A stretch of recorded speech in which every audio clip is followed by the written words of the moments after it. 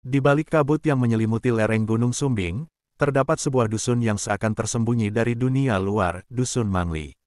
Di tempat sunyi itulah, seorang ulama karismatik bernama Kiai Haji Hasan Askari, atau lebih dikenal dengan nama Mbah Mangli, menapakkan jejak perjuangannya. Lahir dari keluarga sederhana, beliau tumbuh dalam keterbatasan, namun memiliki pancaran ruhani yang luar biasa sejak kecil. Tidak banyak yang tahu, bahwa pemuda pendiam itu kelak menjadi ulama panutan para kiai besar bahkan tokoh negara. Keistimewaan Mbah Mangli tidak datang tiba-tiba. Ia menempuh perjalanan ilmu ke berbagai pondok pesantren, termasuk berguru langsung kepada para ulama besar Jawa Tengah. Salah satunya adalah Mbah Wahab dari Jombang dan juga ulama dari Purworejo. Dalam diamnya, beliau menyerap ilmu lahir dan batin dengan tekun. Ia tidak mengejar popularitas, tetapi menanamkan keberkahan. Banyak orang menyebutnya sebagai ulama yang bersembunyi, namun doanya menembus langit. Yang menarik, Mbah Mangli menolak tawaran fasilitas duniawi berkali-kali. Bahkan ketika para pejabat dan tokoh militer datang memohon restu, beliau tetap duduk bersahaja di balai kayu kecilnya. Kesederhanaan beliau justru menjadi magnet yang tak bisa ditolak. Pesantrennya yang berdiri di lereng curam, tanpa gemerlap promosi, selalu dipenuhi ribuan jamaah tiap malam Jumat Legi. Sebuah fenomena yang tak bisa dijelaskan hanya dengan logika. Salah satu kisah yang membuat namanya viral adalah ketika seorang petinggi militer mengalami keanehan saat ingin menemui Mbah Mangli. Mobil mewahnya tak bisa bergerak naik, seolah ada kekuatan yang menahan. Namun setelah ia turun dan berjalan kaki sambil merendah, mobil itu bisa melaju sendiri. Yang sombong tak akan sampai, begitu kata salah satu santri yang menyaksikan kejadian tersebut. Sejak itu, Dusun Mangli tak pernah sepi dari peziarah. Mbah Mangli bukan hanya guru ruhani. Ia adalah penuntun umat dalam diam. Banyak santri yang mengaku mendapat wejangan bukan melalui kata, tetapi melalui mimpi, isyarat, dan bahkan lewat angin yang berhembus. Di balik keteguhan beliau, tersimpan karomah yang tak diobral. Tidak sedikit yang menyebut bahwa beliau bisa mengetahui isi hati seseorang hanya dengan menatap. Bait-bait kisah keistimewaan inilah yang akan kita bongkar secara utuh dalam lembar-lembar selanjutnya. Langit sore di lereng Gunung Sumbing menjadi saksi ketekunan seorang santri muda yang kelak menjadi cahaya penerang zaman. Kiai Haji Hasan Askari kecil sudah menunjukkan bakat luar biasa dalam memahami kitab-kitab kuning. Beliau bukan sekadar cerdas secara akal, tetapi juga memiliki kelembutan hati yang membuat para gurunya di berbagai pesantren terkesan. Di masa mudanya, Mbah Hasan sempat berguru kepada banyak ulama karismatik, seperti Kiai Haji Abdul Hamid dari Pasuruan dan Kiai Haji Bisri Syansuri dari Jombang. Dari mereka, beliau menyerap ilmu fikih, tauhid, dan adab yang membentuk fondasi spiritualnya kelak sebagai pengasuh pondok pesantren Mangli. Di pesantren-pesantren tua, Kiai Haji Hasan Askari dikenal sebagai murid yang tidak hanya tekun, tapi juga sangat disiplin. Ia tidak pernah meninggalkan wirid harian dan senantiasa bangun sebelum subuh untuk menyapu halaman pesantren tanpa disuruh. Konon, setiap kali ia membaca kitab, tangannya bergetar karena rasa khusyuk yang mendalam. Beliau juga sering menangis kala membaca kisah-kisah para wali dan syuhada, menandakan hatinya yang lembut dan penuh cinta terhadap agama. Sifat inilah yang kelak memancar dalam setiap tutur kata dan gerak langkahnya sebagai seorang kiai. Tak lama setelah menyelesaikan rihla ilmiahnya, Mbah Hasan kembali ke kampung halamannya di Girirejo, Magelang. Saat itu, desa masih gelap dalam banyak aspek, baik spiritual maupun sosial. Tidak ada pesantren, dan masyarakat masih banyak yang buta huruf, bahkan terhadap Al-Quran. Namun, Mbah Hasan tak gentar. Dengan modal semangat dan keyakinan, ia mulai mengajar dari rumah ke rumah. Santri pertamanya hanyalah beberapa anak tetangga yang ia ajari mengaji dengan sabar. Dari situlah, bibit pondok pesantren Mangli mulai tumbuh. Keistimewaan yang membuat banyak orang terpesona adalah karomah beliau yang tersembunyi namun nyata. Ada kisah seorang warga yang jatuh sakit parah, dan dokter angkat tangan. Dengan hanya ditiupkan doa dan dibacakan surah Yasin oleh Mbah Hasan, orang tersebut pulih dalam waktu beberapa hari. Namun, Mbah Hasan selalu merendah dan berkata, "Bukan aku yang menyembuhkan, itu Allah. Aku hanya perantara doa." Ucapan beliau yang lembut dan penuh adab membuat orang-orang merasa damai setiap mendengarnya. Banyak pula yang percaya bahwa doa beliau selalu tembus langit. Bukan hanya dikenal karena kewalian, Kiai Haji Hasan Askari juga dikenal sebagai tokoh yang sangat tegas terhadap kemungkaran. Suatu waktu, saat malam takbiran, ada sekelompok pemuda yang hendak membuat onar dengan petasan dan musik keras. Dengan tenang tapi berwibawa, Mbah Hasan mendatangi mereka, menepuk bahu salah satu dari mereka, dan berkata, "Nak, malam ini malam Allah, jangan kau kotori." Ajaibnya, seluruh kelompok itu langsung bubar dengan wajah menunduk. Mereka kembali ke rumah masing-masing dan mengaji. Sejak saat itu, malam takbiran di Girirejo menjadi khidmat dan penuh takbir, tanpa ada keributan. Nama Kiai Haji Hasan Askari mulai dikenal bukan hanya di pelosok Magelang, tetapi juga ke kabupaten-kabupaten tetangga. Santri mulai berdatangan dari berbagai penjuru, dari Temanggung, Wonosobo, Kebumen, bahkan hingga dari luar Pulau Jawa. Pondok pesantren Mangli yang dulu hanya berupa bangunan bambu sederhana, mulai berkembang menjadi pusat pendidikan Islam yang disegani. Namun, dalam segala kemajuan itu, Mbah Hasan tetap hidup dalam kesederhanaan. Beliau masih tidur di dipan kayu tua, makan dengan garam dan sayur bening, dan mencuci bajunya sendiri. Karisma Mbah Hasan bukan hanya terpancar dari ucapan dan doa, tetapi dari kesehariannya yang sangat tawaduk. Ia tidak pernah mau dipanggil Kiai Besar, dan lebih suka disebut Abdi Ilmu. Bahkan, saat diundang ke acara besar bersama para pejabat dan tokoh nasional, Mbah Hasan lebih memilih berjalan kaki atau naik ojek warga, dan menolak pengawalan khusus. Ketika ditanya alasannya, ia hanya menjawab, "Kalau aku terlalu dimuliakan manusia, aku takut Allah menganggap aku tinggi hati." Kelembutan beliau menyentuh hati siapapun, termasuk orang-orang yang jauh dari agama. Ada satu kisah tentang seorang pemabuk yang sering mengganggu lingkungan sekitar. Suatu hari, Mbah Hasan justru datang ke rumahnya dengan membawa makanan. Ia duduk di teras dan berkata, "Aku tahu kamu sedang sakit, bukan di tubuh, tapi di hati. Mari kita ngobrol." Si pemabuk menangis dan akhirnya menjadi santri hingga akhir hayatnya. Transformasi spiritual ini bukan karena ceramah keras, tapi karena sentuhan kasih sayang yang tulus. Keistimewaan Kiai Haji Hasan Askari juga dikenal dalam cara beliau mengajarkan ilmu. Kitab-kitab yang berat seperti Fathul Muin dan Ihya Ulumuddin beliau terangkan dengan bahasa yang lembut namun menggugah. Santri-santri mengaku sering merasa hati mereka diketuk oleh setiap kalimatnya, hingga menangis sendiri saat belajar.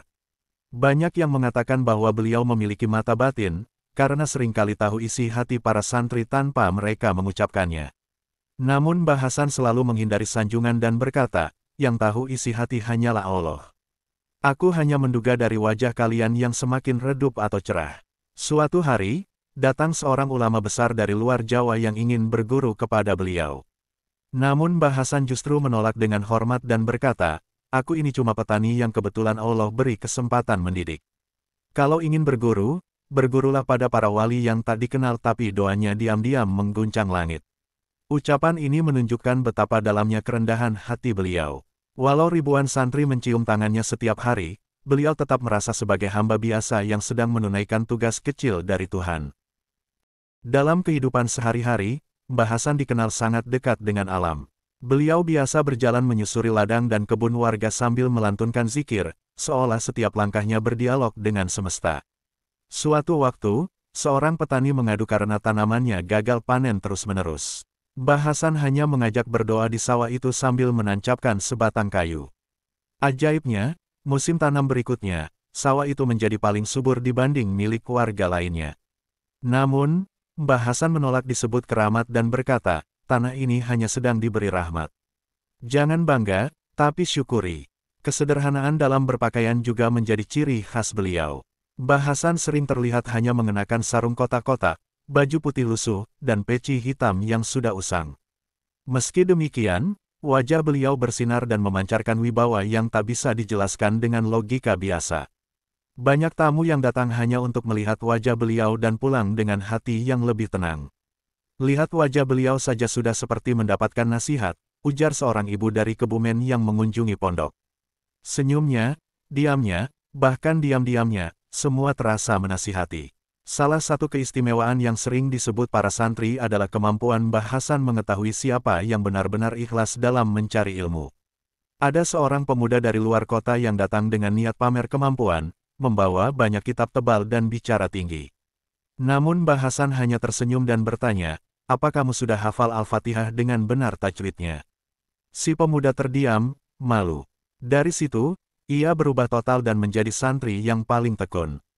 Dalam bimbingan Mbah Hasan, ilmu tidak diukur dari banyaknya kitab, tapi dari dalamnya rasa takut kepada Allah.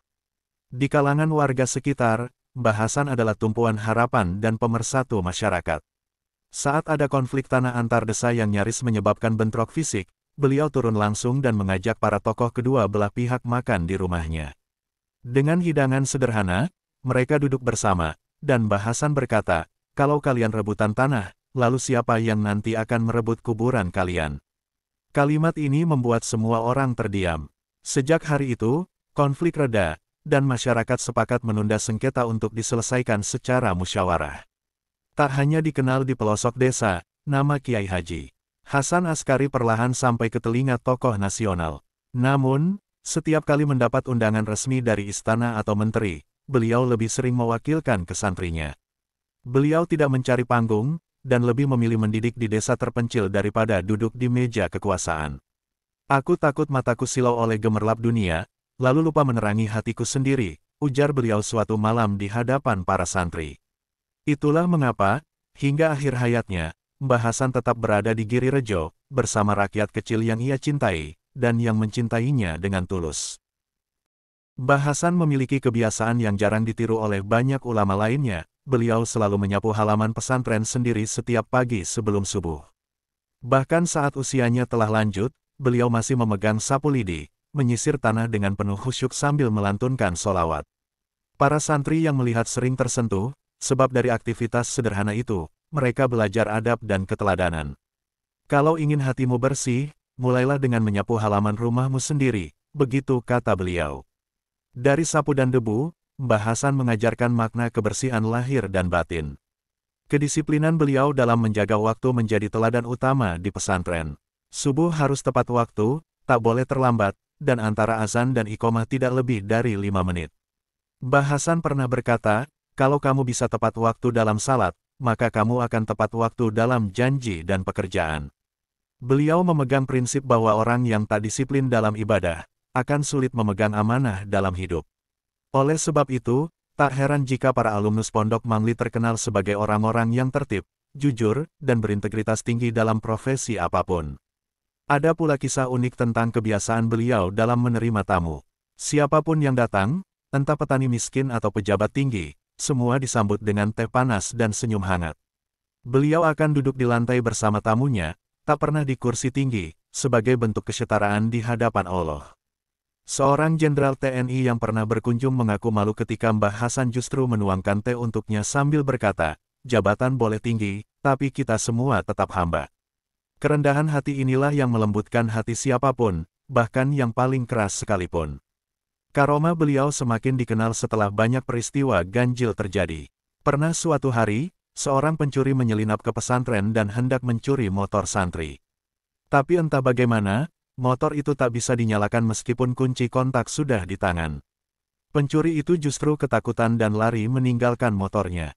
Keesokan harinya, ia datang ke pesantren dan menangis di hadapan Mbah Hasan, mengaku kesalahannya dan minta diizinkan jadi santri. Mbah Hasan hanya tersenyum dan berkata, kalau kamu mencuri dunia, kamu kehilangan akhirat. Tapi kalau kamu cari akhirat, insya Allah dunia ikut.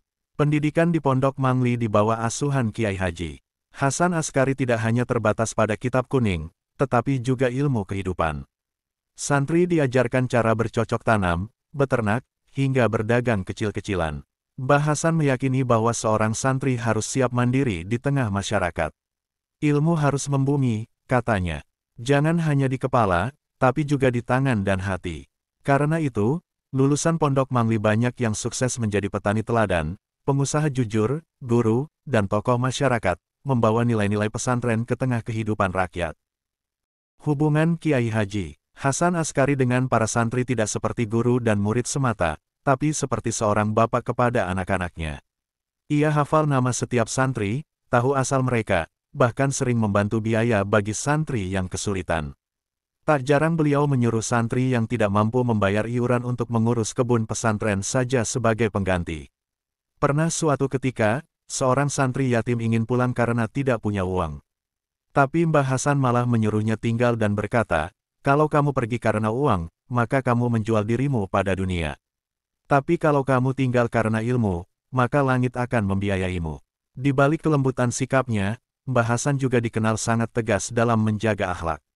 Pernah ada santri yang ketahuan berbohong, dan langsung dihadapkan kepada beliau.